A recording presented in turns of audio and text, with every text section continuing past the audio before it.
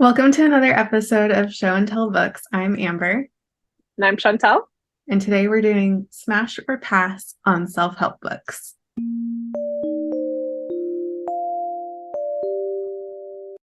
I think this is going to be fun. I think so too. We have kind of the top 15 or so.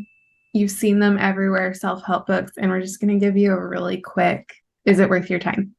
And granted, this is all in our opinion, and some of them we haven't read yet, so we'll also let you know if they're on our TBR or if we've taken them off of our TBR because of things we've heard and things like that.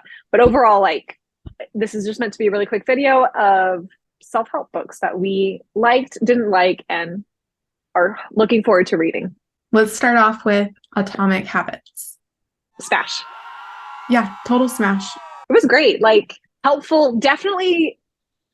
I guess caveat to all of this, if you're wanting books or audiobooks that you can semi pay attention to, these are not going to be it. And that's Atomic Habits was a huge one where I was like, I need a notebook, I need a pen, I need to write these down because it is super helpful and informational, I thought. Yeah, I agree. I think when we talk about self-help books, it's hard to keep them separate sometimes, but Atomic Habits stands out in this genre that is kind of oversaturated. I agree. All right, next up, we've got The Subtle Art of Not Giving an F. I say pass. I actually DNF'd this book. I couldn't do it. It was hard. Yeah, this is a pass for me. I think I had it on my TBR at one point, but I've decided that it's of the books that I am interested in reading, it no longer made the cut. Next, we have Never Split the Difference. I loved this book. It's from a former FBI, maybe CIA negotiator. And so the whole point of it is how to negotiate with other parties. And it was a great book for business. It's a great book for dealing with negotiations in your personal life. I loved it. So highly smash. Because of your recommendation, I actually added it to my TBR. Next up, we've got 7 Habits of Highly Effective People. I say this is really what the title is? Yeah. Because I keep thinking highly effective teenagers, but is that just part of the series? There is a group of them. He actually wrote one for the general populace, one for teenagers. I think he even did one for children. Interesting. Okay.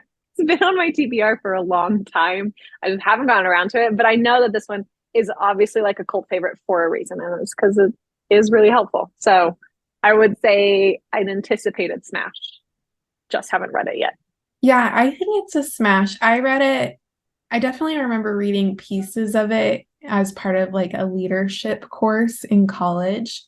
And there's a chapter about paradigms. And because of that, I think I have a greater understanding of how I approach life in general and understanding what a paradigm is when it's necessary to make a paradigm shift. Next, we have Daring Greatly by Brené Brown. I don't actually know if this one's on my TBR. I really like Brené Brown and her TED Talks and stuff. So I think it actually might be on my TBR, but I think this one was one that you recommended. Yeah, I read this one probably 3 years ago now, and I really enjoyed it. So I would say it's a smash. It's about getting outside of your comfort zone. Next up is Can't Hurt Me. This is a pass for me. So David Goggins is a former U.S. Navy SEAL. He is a tough man. Because of his background and his experience, this book demonstrates that therapy is necessary.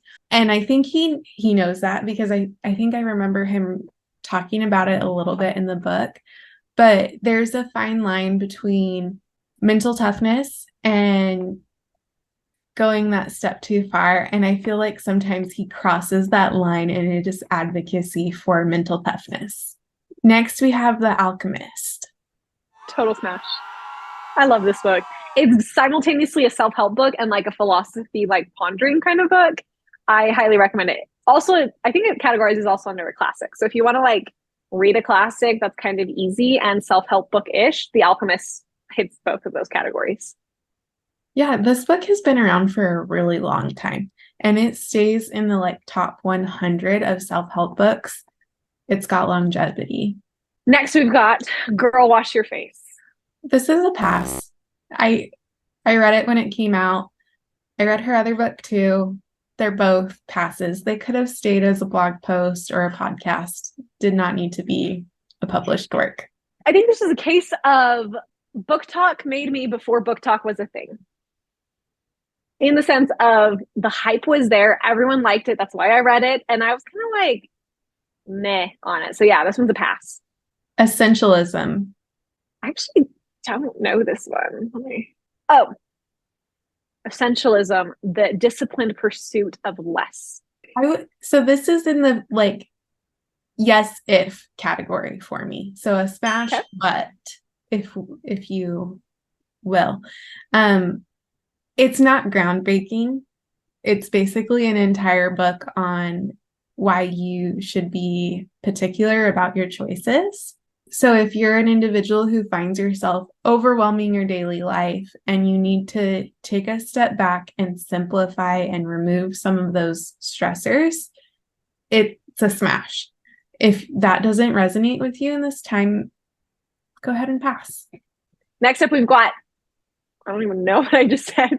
Next up, we've got Quiet, The Power of Introverts in a World That Can't Stop Talking. This one's on my TBR. I actually have high hopes for this. I've been seeing it in a lot of places. It consistently does well since its debut. So I'm crossing my fingers that it actually is a good one. I know nothing, but the title sounds very interesting to me. Okay, so next we have 12 Rules for Life, An Antidote to Chaos by Jordan B. Peterson. So this is one of those my husband made me titles. He raved about it for years, and I finally read it this last month. And I think it's a smash, but again, his 12 rules are fantastic. I think they're excellent. If you resonate with them, implement them into your life, you're going to enjoy your outlook a little bit more. The essays that went along with the rules in a lot of cases didn't necessarily correlate, in my opinion, and were dogmatic or rambling. So if there is a way to read just the rules and snippets of it, I'd say smash. Okay, next, this one also has a long title. The Lazy Genius Way, Embrace What Matters, Ditch What Doesn't, and Get Stuff Done. This is a total smash. I actually really love this book. Kendra Adachi writes like your internet big sister, and she does it in a way that is very relatable and enjoyable. I own 2 copies of it and an audio version of it. So my heavens. I'm a huge fan. Because of your love for it, it actually has gone on to my TBR. So I am looking forward to, when I eventually get around to that book, reading it. Next, we have The Outward Mindset by the Arbinger Institute. I think this actually is a smash. It's a leadership focused, it kind of written more towards corporate leadership mindset, but a fantastic read. And I think you can implement it into your personal life very easily. I highly recommend any of their books that I've read, honestly, but I know it's very popular in like the business settings and even with inpatient and outpatient treatment centers utilize these books. So it's kind of encouraging to see self-help literature that's endorsed by different respected entities, right? It gives a little bit more weight. And the Arbinger Institute provides those books that I think bridge the gap between just saying, this is another way that you need to live your life. You need to check off these boxes. They don't really take that approach. They, like Stephen Covey, look at a paradigm, encourage you to make a paradigm shift if necessary, and get you to think outwardly or outside of the box in some cases. All right, next up is Outliers by Malcolm Gladwell. I remember reading parts of this in high school, and that's it. Like, so I think it's a smash. I remember it being good, but I cannot for the life of me tell you what it's about. I agree. I read parts of it in high school as well. It was about the X amount of hours it takes to become gifted in something. So I think that's mainly what the book is about. But again, this has been on my TBR 4 years since high school, and I haven't gotten to it yet. However, I really do like Malcolm Gladwell's work. I've read some of his other books, so I am looking forward to eventually getting this one. Last, we have the 5 choices, the path to extraordinary productivity. I actually found out about this one because it was offered as a course at one of the establishments I used to work at. And it has a companion novel. So I took the course, really loved the course, recommend that if it's ever an offered opportunity for you. But a lot of my coworkers read the book and absolutely loved it. So it's a smash. I figured. This is fun. I like it because I'm really picky when it comes to my self-help books. I really don't like self-help books for the most part. So they have to be engaging, but also like have the science to back it up. Or again, kind of like what we talked about, be able to present a range of situations and scenarios of how to approach things and then let you determine how you're going to apply it in your life. And I think that's really hit or miss when it comes to a lot of self-help books. So I like that we were able to like look at some of the top ones, also ones that we've read, and then kind of determine which ones we think, if you're like us, that you also will like, or that at least will be a little bit more applicable in your life, as opposed to some of the other ones. I just feel like they're harping on me to make changes, and I'm like, that doesn't necessarily apply. So we hope you guys liked this episode.